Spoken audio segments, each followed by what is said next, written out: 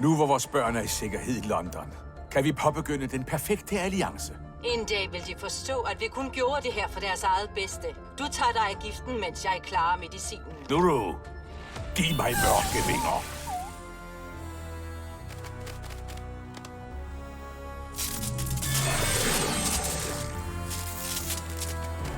Mørke vinger, fald. Akkumatiser mig, kære Mega Kuma. Mullo, Oriko, Kalki, jeres kræfter er nu mine. Sublimation. Jeg vælger evnen til at flyve. Multiplicere. Voyage. Når jeg har spredt min onde drømmestøv i hele verden, skal jeg vække de slumrende mareridt i alle menneskers sind.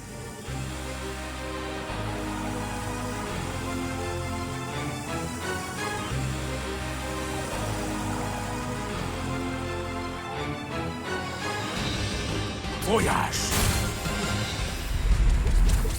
Fald ind.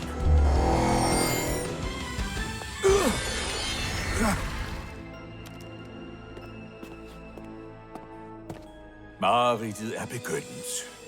Og vores ønske om at bringe vores børn sammen kan omsider gå i opfyldelse.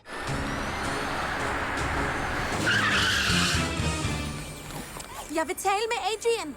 Du får ikke mere med min søn at gøre. Det skal vi nok få at se. Jeg kommer, Adrian!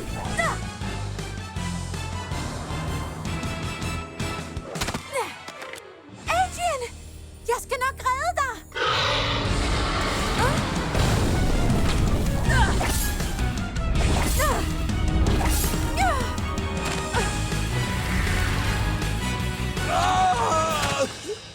Her er Grist.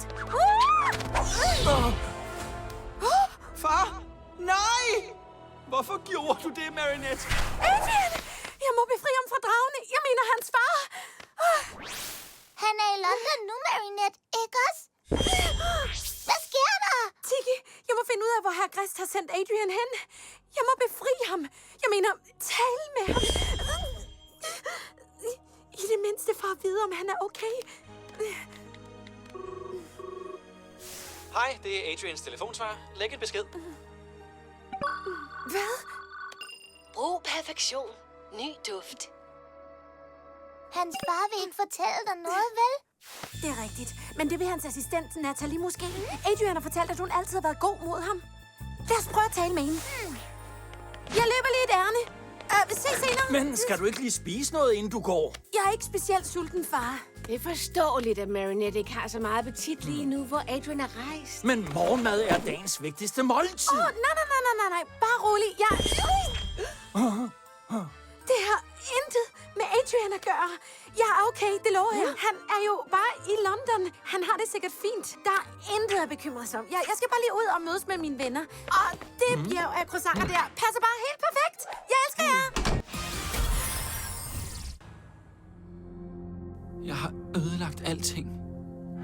Det er min skyld. Antikat.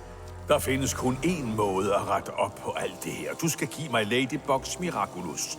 Og din. Nej!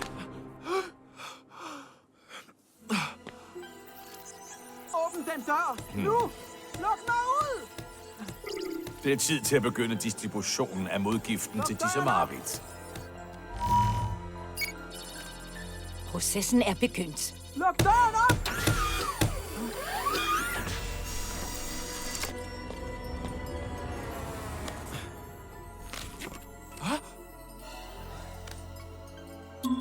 Vi har alle mareridt. Vi har alle frygt. Desværre kan disse negative følelser føre til noget slemt. Efter mange måneders forskning har Sudogi-laboratoriet fundet modgiften. Perfect Alliance-appen vil lade dig finde den indre ro, takket være afslappende aktiviteter, foreslået af Kagami og Adrian. Hvad end du føler af angst, vil du finde indre fred igen med os. Vil du downloade appen gratis, så sig Perfect Alliance.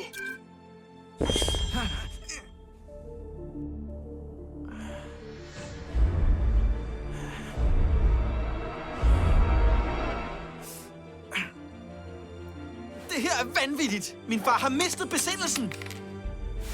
Ja, det er en ret præcis beskrivelse af din far. Hvad venter du på? Transformer dig og kom afsted. Desuden finder vi aldrig noget ost her. Plag, gem dig. Der er kameraer overalt. Slap af. Må jeg minde dig om, at Kwame ikke kan filmes eller få deres stemmer optaget.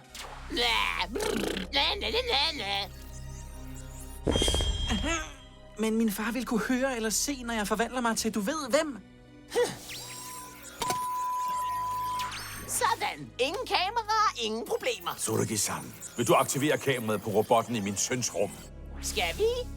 Nej, Plag.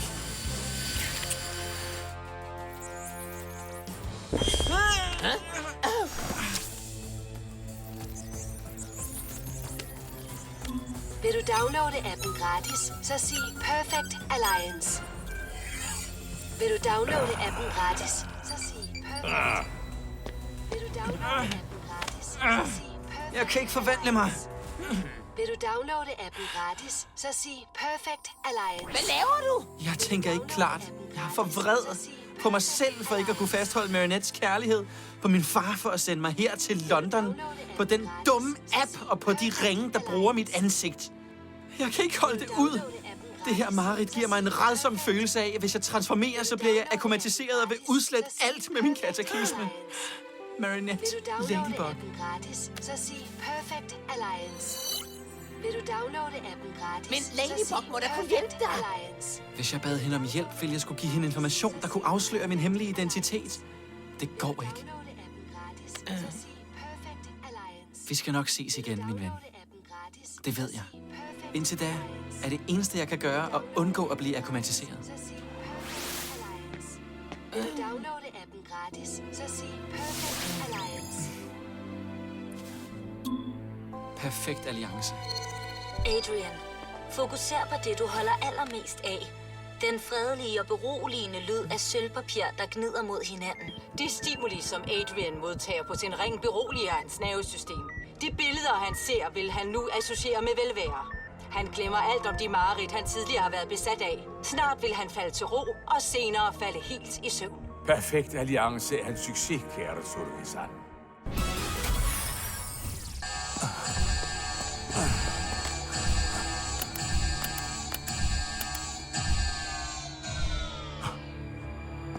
Emily, jeg har opgivet det hele.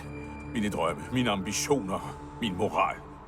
Men jeg har aldrig opgivet dig, min skat. Jeg har kun et par timer tilbage nu, men intet kan forhindre mig i at få Ladybug og Cat Noirs mirakulusser. Jeg skal forene de magiske juveler, så jeg kan afgive det ønske, der kan give mig dig tilbage.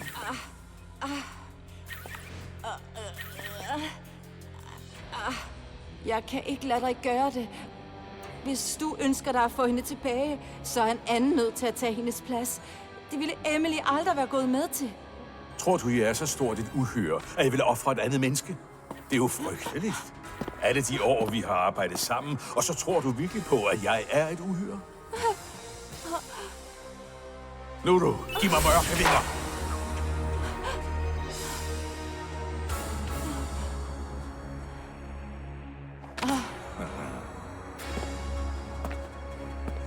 Nu er der intet, du kan gøre for at stoppe mig.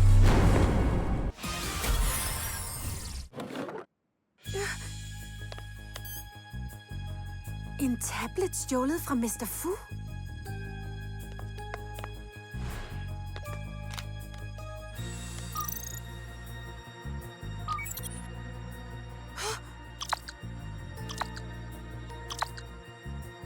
Det kan ikke passe.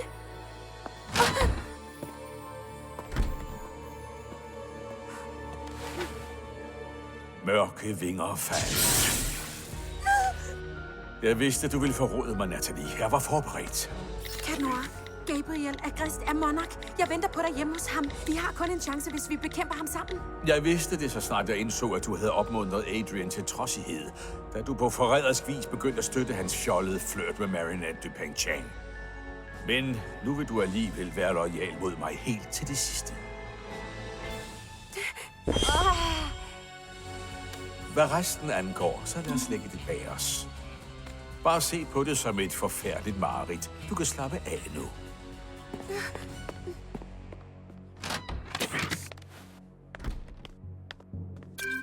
Hvor er Adrian Agrest? Hvad har I gjort af ham? Han er i sikkerhed, men du er ikke. Hele verden er i fare. Monarch skal til at sætte hele menneskeheden efter dig og Cat Noir. Han må ikke få fat i din Miraculous. Du har det ikke godt. Jeg får dig på hospitalet. Ingen læger kan hjælpe mig nu. Jeg brugte påfuglens Miraculous, mens den stadig var beskadiget, og snart vil jeg... Stop Monarch for enhver pris. Det er, hvad hun ville have ønsket. Transformer dig. Transformer dig. Hvad? Hvorfor? Vågn op! Vågn op! Tag det nu! Telefonsvarer. Miau. Cat Noir! Jeg har brug for dig lige nu! Jeg er...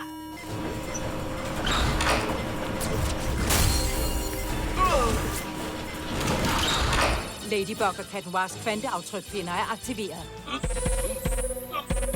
Ladybug er derinde. Der er fundet Ladybug-aftryk i dit hjem, Gabriel. Hun prøver sikkert at flygte fra de mirakuliserede ved at gemme sig her. Det er virkelig ironisk. Ladybug! Slip dem fri, Hvor kan gøre mere Adrian? Hvad? Hvad i alverden taler I om? Ladybug! Hvor er kan gøre mere Adrian? Slip dem fri! Du er fanget, Ladybug. Om et øjeblik vil din Miraculous være min. Jeg kan ikke opspore nogen aftryk fra Cat Noir. Hun er alene. Det vil kun gøre det endnu lettere. Hvor er kan gøre mere Adrian? Slip dem fri, du! Hey, Ladybug, slip dem fri!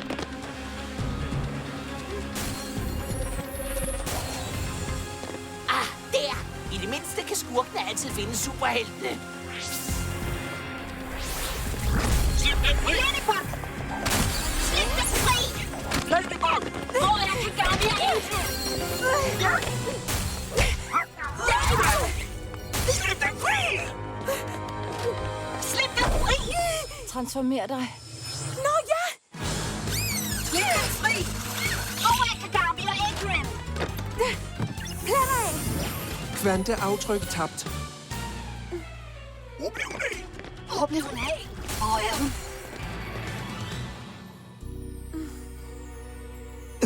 Ladybug er her stadig. Jeg kan mærke det. Hun må have transformeret sig. Hun er sårbar. Sørg for, at de andre leder videre efter Cat Noir. Jeg vil give Ladybug en personlig og passende velkomst. Jeg er trods alt hendes vært. Men inden jeg møder hende, skal I, kære Kvarmir, give mig kræfterne til at bekæmpe hende og gøre mig overlig. Stomp! Dine kræfter er nu mine.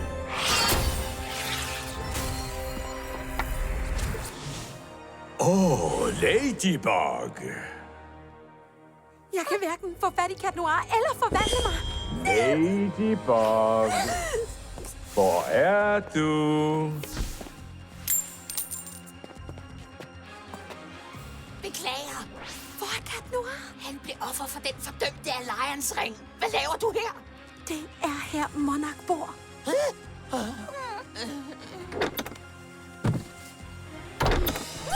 Du er fundet. Marinette Dupain-Chang. Nej, Tiggy Black for India.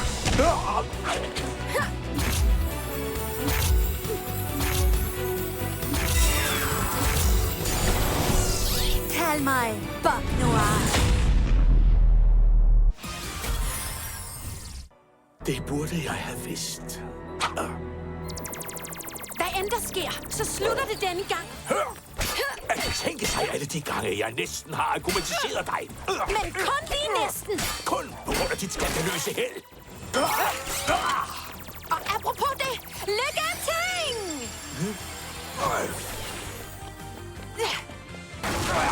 Held er noget, man skaber. Lykke ting! Og sejr er noget, man tager.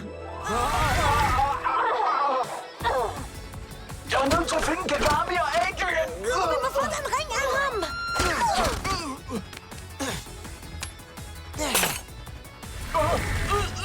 Nej! Milan! Du må ikke forlade mig! Du skal ikke være bange. Jeg er lige her, Bamsebjerg. Hvor er Ladybug og Cat Noir? Hvor er Ladybug og Cat Noir. Giv dig fra Kagami og Adrian. Ingen kommer ind her uden reservation. Ikke på menuen! Ikke på menuen! Ikke på menuen! Ikke på menuen! Det var bare et mareridtfag. Det var ikke ægte. Selvfølgelig er du forbillederne værdig. Jeg er forbillederne værdig. Jeg er forbillederne værdig. Nej, jeg vil ikke have, at min restaurant bliver til en fastfoodkæde. Onkel Wang.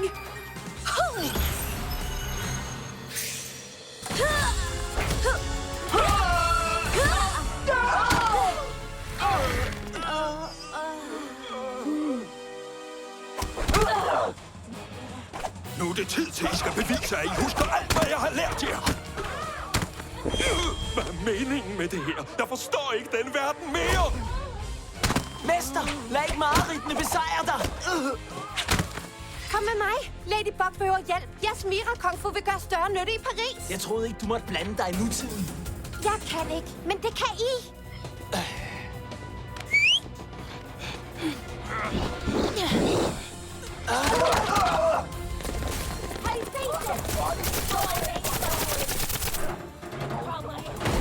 Sabotage! Mine magiske hotdogs!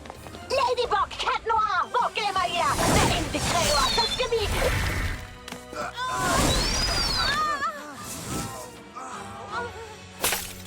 Ladybug, hvor er du? Hvad sker der for den besættelse af de franske børn? Ladybug, Cat Noir! Selv med alle mine kræfter vil jeg aldrig kunne løse alle verdens problemer. Hvis alle kunne gøre lige så meget, som du gør på deres eget niveau. Tak, min skat.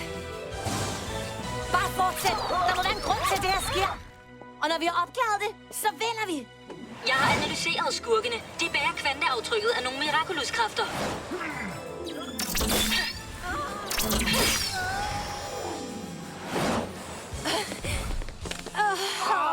Der må være sket noget i Paris. Jeg vil tage alle mirakuluserne tilbage. En af gangen om nødvendigt. Skjold! Gift! Kataklysme! Skjold!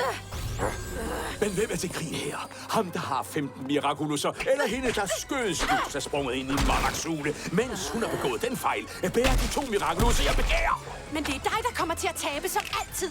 Jeg skal nok få alt, hvad du har stjålet fra mig tilbage, og befri kvarmierne. Kataklysme! Ikke denne gang. Det eneste, du vil befri en verden fra, er din eksistens. Kataklysme!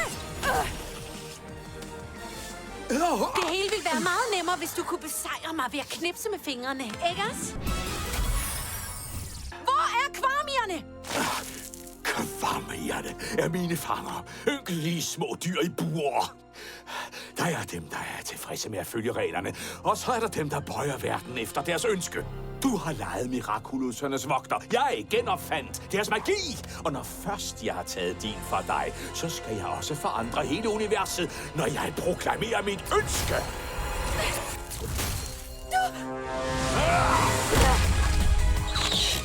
Lykke til! Prøv at forandre det her!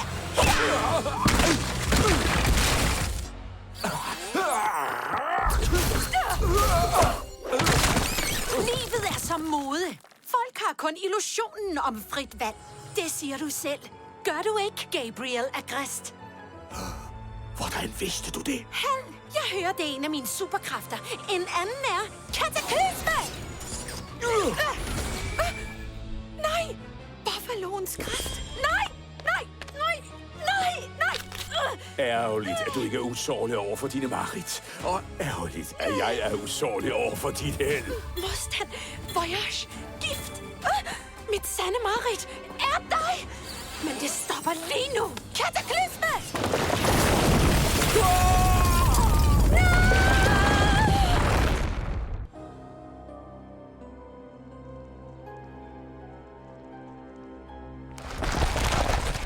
Så er det godt! Giv mig dine mirakulus, så jeg kan få mit ønske opfyldt. Aldrig! Ingenting er den pris værd, som verden vil komme til at betale for at efterkomme dine ønsker! Er du sikker på, at intet ønske er den pris værd, Marinette? Nej, det er umuligt.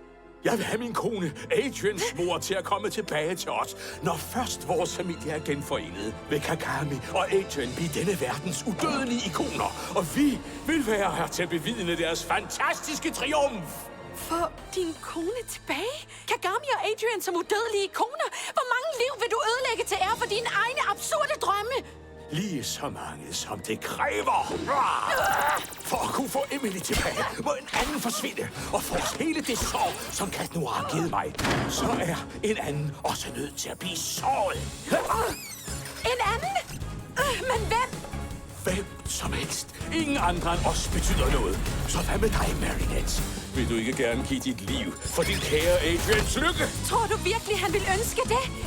Og finde ud af, at hans far er blevet til en superskurk, der er villig til at lade uskyldige mennesker betale prisen for sit vanvid?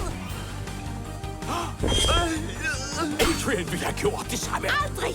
I modsætning til dig har Adrian fundet fred med det. Han lever ikke i fortiden. Han har et helt liv foran sig. Det vil du vide, hvis du nogensinde har interesseret dig for ham. Men i virkeligheden betyder Adrian intet for dig længere.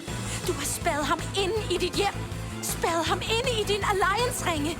Spærrede ham inde i et liv, der lader dig gemme dig bag ham for at kunne retfærdiggøre din galskab. Lykke til! Jeg ønsker ikke andet end hans lykke.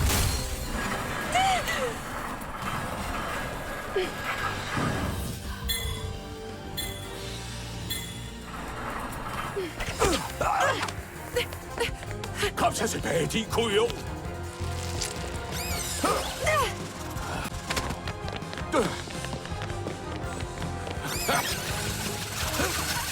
Nej! Nej!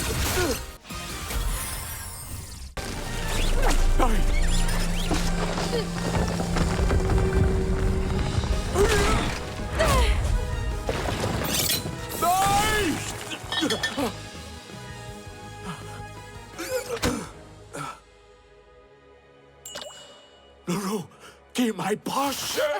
Jeg er stadig vogteren, og vogteren har lige taget sommerfuglens Miraculous tilbage fra dig. Dens kræfter er ikke længere dine. Nuru vil kun adlyde den næste person, der bruger brochen. Og det bliver en person, som jeg vælger. Jeg kan bare sige ordet, og ringene vil blive til intetgjort. Du vil være magtesløs. Kwamierne vil være frie. Takket være mine magiske mariehøner kan jeg reparere det kaos, du har skabt. Så sender jeg Plak afsted for at give den sorte kat Miraculous tilbage til den spære. Og så vil alting blive normalt igen. Skak. Mat. Bortset fra, at du kun vil have et par timer tilbage at leve i. Ligesom Nathalie, der er offer for dit vanvid. Og Adrian vil blive ulykkelig. Det er den triste sandhed. Og den vil mine kræfter ikke kunne hele. Hvis du mente, hvad du sagde tidligere, så ønsker vi begge to det samme. Vi ønsker, at Adrian skal blive lykkelig. Og det var også din kones største ønske. Vær ikke trist, Nathalie. Du ved, at jeg havde indvilliget i det, og at Gabriel aldrig tvang mig til at gøre noget. Men han skal ikke forsøge at bringe mig tilbage. Ingen skal have deres liv taget fra sig på grund af en fejl, som vi begik. Du må fortsætte med at være lykkelig, også selvom jeg ikke er her længere. Så længe der er kærlighed, er det muligt. Adrian er omgivet af gode mennesker. Han vil have dig, Nathalie, og han vil have sin far, hvis Gabriel vil gå med til at opgive sit vanvid og opgive mig. Adrian vil have al den kærlighed, han behøver for at være lykkelig. Og det var, hvad der skete. Adrian har lært at leve med det. Og skabt sin egen lykke, mens han bevarer mindet om sin mor. Hun vil være stolt af ham.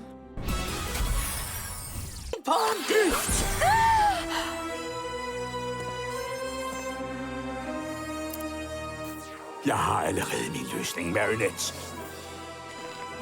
Tiki, Plak, afslør jer selv.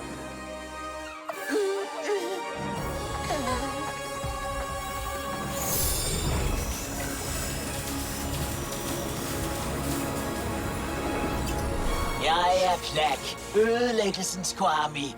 Jeg er alt, hvad der er, og ikke længere vil være. Jeg er Tiki, skabelsens Kwami. Jeg er alt, hvad der endnu ikke er, og i fremtiden vil være. Gimme, afslør dig for mig.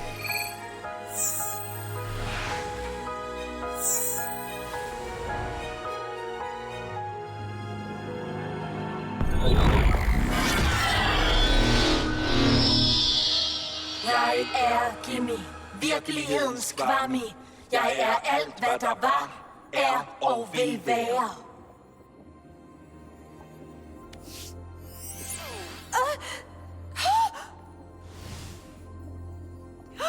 Gabriel! Nej!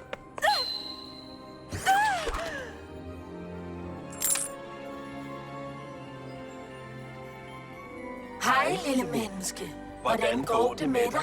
Kan du sige mig, hvilket år det er? Jeg vil afgive et ønske. Se nu der. Endnu en, der kommer med klager. I mennesker påkalder mig altid kun for at beklage jer. Aldrig for at glædes. Der er kun en enkelt ting, jeg ønsker at ændre. Fint. Hvad vil du have? Evigt liv? Rigdom? Vil du gerne have, at pralbønder bliver røde? Men jeg må advare dig. Hvert ønske kræver et offer, fordi universet er i balance. Hvis du for eksempel ønsker, at pralbønder bliver røde, så er jordbær nødt til at blive grønne. Nej! Gør det ikke! Marionette. Sørg for, at Adrian aldrig finder ud af, hvilken skurk jeg var. Men i stedet husker de gange, jeg forsøgte at være en god far. Så hvad ønsker du dig? Læs mit hjerte. Hvad vil du ofre? Læs min sjæl.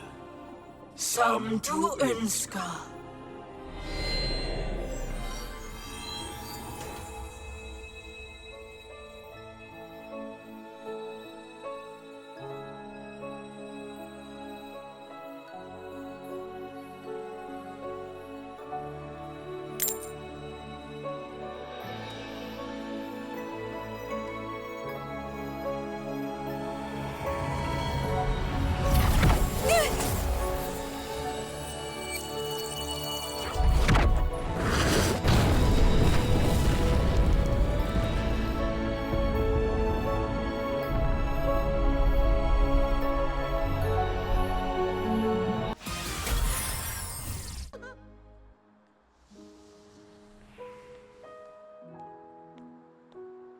Har du den ikke på? Da Ladybug gav mig den, fortalte hun mig om, hvordan min far havde hjulpet med at besejre Monark, og havde givet sit liv. Jeg ved ikke, om jeg nogensinde vil kunne blive ligesom ham. Du behøver ikke at være ligesom ham. Bare vær dig selv. Adrian, du er den eneste, der kan bestemme, hvad du gør med dit eget liv. Du finder altid de rigtige ord, Marionette. Når jeg er sammen med dig, føler jeg mig så fri. Jeg elsker dig.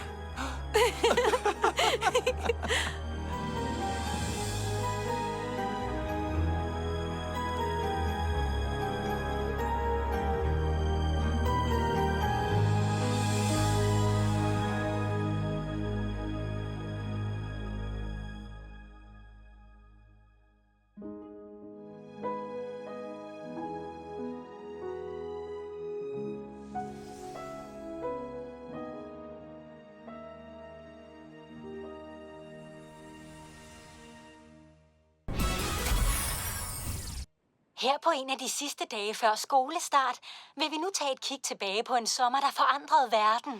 Og det vil du gerne fortælle os om, professor Dubuqual. Vi husker alle den verdensomspændende Marit-epidemi, der blev efterfulgt af Ladybugs sejr over Monark. Og hvordan en sværm af magiske mariehøner dækkede planeten for at reparere alting og befri os. Begivenheden styrkede den globale bevidsthed. Vi mennesker har opnået fantastiske ting gennem historien. Men vi bliver stadig ofte ofre for vores følelser, fordi ingen lærer os at forstå eller håndtere dem. Hvis vi ikke lytter til, hvad vores frygt, vrede eller tristhed prøver at fortælle os. Stadig intet spor af sommerfuglens Miraculous. Efter ønsket kunne jeg ikke finde andet end dobbeltviselsringen sammen med de mirakulusser, som Monark havde lavet til ringen og Cat Noir som min. Jeg forvandlede mig til Aquabug og gennemsøgte kælderen, men der var intet. Selv efter alting var repareret, var det som om, at brochen var forsvundet. Men hvad end der sker, så er vi klar. Da Monark tog min jojo, fik han pludselig adgang til alle mirakulusser på én gang. Det må aldrig ske igen. Og derfor vil jeg forblive vogteren, men kun for at støtte og hjælpe mine medhelte. Fra nu af vil hver bærer være ansvarlig for deres mirakulus og deres Kwami. For at sikre, at kræfterne bliver brugt til et større formål, er den nødt til at blive delt. Dejligt at se dig igen, min kære.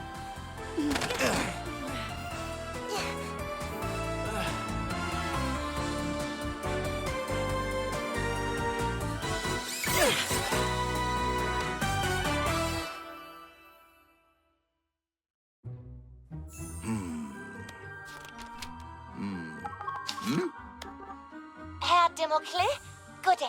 Min familie og jeg er lige flyttet til Paris. Er det stadig muligt at blive skrevet op til jeres skole for det kommende år? Ja da. Vi ses, når skoleåret begynder.